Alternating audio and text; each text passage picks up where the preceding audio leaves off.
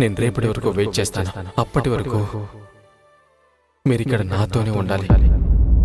మౌనమే మేఘమై గుండెలో చెరినే ప్రాణమే వానలా కంటిపై జారినే నాలోనే చాలానే ఊహించుకున్నానే ఏవేవో ఆశల్లో ఉప్పొంగిపోయానే నీకేమో దూరంగా నాకేనే భారంగా మారగానే నెందుకే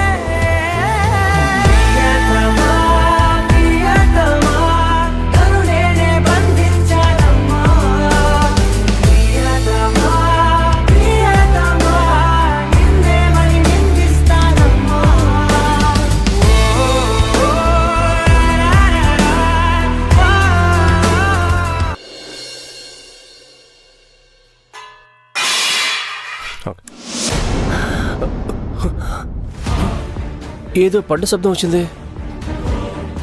ఎవరైనా దొంగొచ్చుంటాడా?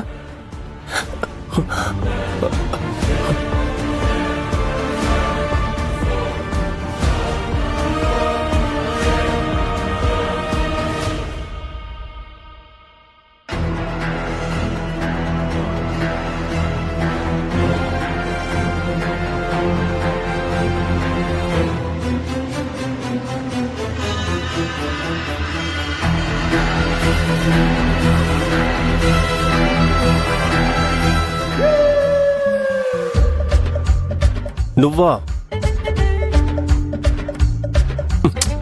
ఏంట్రా నువ్వు చేస్తున్న పని? చిప్స్ ఇద్దామని వెళ్ళాను, పిండి డబ్బా పడేసుకున్నాను.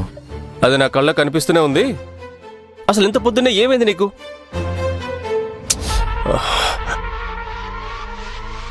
ఏం కాలేదు, రాత్రంతా నిద్రపోలేదు కదా, అందుకే. నిద్రపోలేదా? ఎందుకు? ఓ, మీనాక్షితో మాట్లాడుతున్నావా? నీ లవ్ స్టోరీ అంత దూరం వెళ్ళిందా?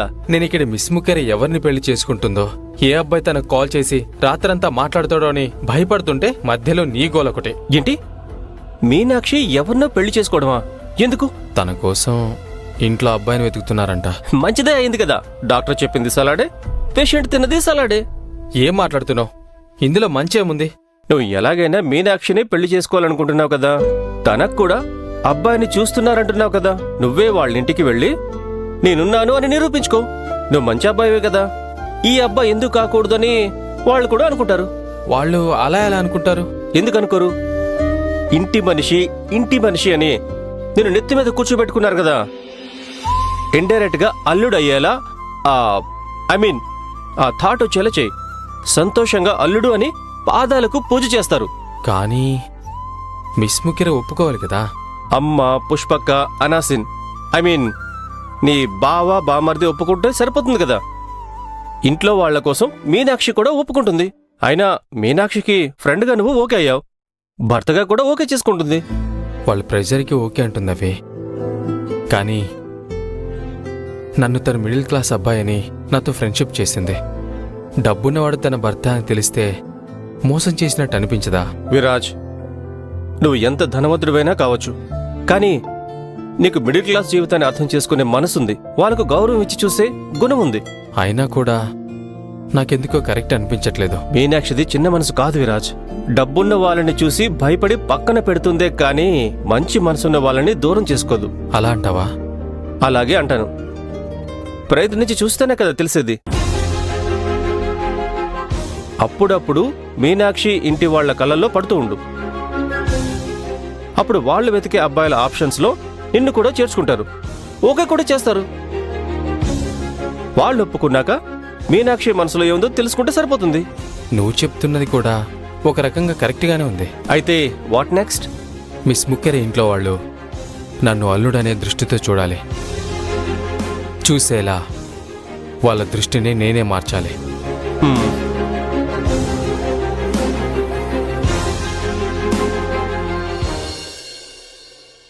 మీనాక్షి, సాయంత్రం నేను అత్తే గుడికి వెళ్తున్నాము, నువ్వు కూడా రావా? లేదు దినా, నాకు చాలా పనుంది. మనం అందరం కలిసి గుడికి వెళ్ళి చాలా రోజులైంది కదా, నువ్వు కూడా వస్తే బాగుంటుంది మీనాక్షి. కష్టం వదినా. వంట పని సాయంత్రానికి అయిపోతుంది కదా, మేం కూడా ఆ సమయానికే గుడికెళ్తున్నాం. అప్పుడు రావడానికి ఏమైంది నీకు? దర్శనం చేసుకుని ప్రదక్షిణాలు చేసి వచ్చేద్దాం. నువ్వు రాకపోతే దేవుడు కూడా బాధపడతాడు. హ్మ్. బాధపడేది దేవుడా మీరా? నేనే అనుకో. మరి నువ్వు వస్తావా? నా క్యూట్ వదిన. పిలిచినప్పుడు రాకుండా ఉండగలనా? వస్తాను వదినా. ఉమ్, అక్క ఏంటిది ఇన్ని జిలేబీలు? రోజు తీసుకెళ్లేదానికంటే ఇంకా ఎక్కువే ఉన్నాయి. ఆర్డర్ ఎక్కువ వచ్చింది దత్తు, అందుకే. నా ఫోన్ ఎక్కడ పెట్టాను?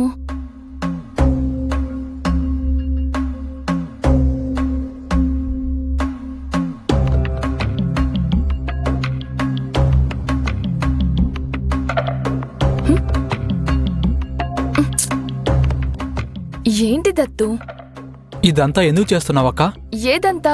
జిలేబీలు అంత కష్టపడి చేసి అమ్మాయి అంత అవసరం ఏమొచ్చింది? అన్నయ్య చెప్పాడు వదినకి వ్యాక్సిన్ వేయించాలి, తనకి 2 లక్షలు కావాలని చెప్తే దత్తు నమ్మడు. వెళ్ళి అన్నయ్యతో గొడవ పడతాడు. ఇప్పుడు చెప్పడం వద్దు. చెప్పక్క, నిన్నే అడుగుతున్నాను, మాట్లాడు. ఏమైనా ప్రాబ్లం ఉందా? ఏం ప్రాబ్లం ఉంటుంది? నువ్వొకడివి. నాకు లేట్ అవుతుంది, పక్కకు తప్పుకో. నీకు అబద్ధం చెప్పడం రాదు, నిజం చెప్పు. మీనాక్షి నోరు తెరిస్తే దత్తు ఇంట్లో పెద్ద రచ్చ చేస్తాడు. పుష్పకి కూడా విషయం తెలిసిపోతుంది. ఇప్పుడు చెప్తావా లేదా? దత్తు, తను వెళ్తుంటే మధ్యలో అడ్డుపడి మాట్లాడుతున్నావేంటి? మీనాక్షి, నీకు లేట్ అవటం లేదా? నువ్వెళ్ళు. అక్క, నా దగ్గర ఏమైనా దాస్తున్నావా?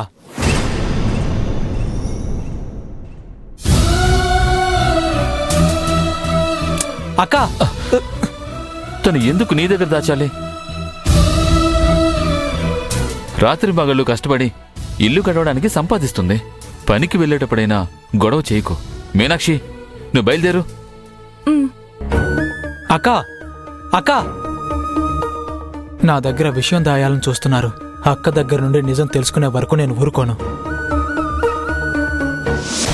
Waste coat, waist coat. Bhavani, Bhavani, Bhavani, ఏంటండి? నా వేస్ట్ కోట్ ఎక్కడుంది? అదెందుకు మీకు?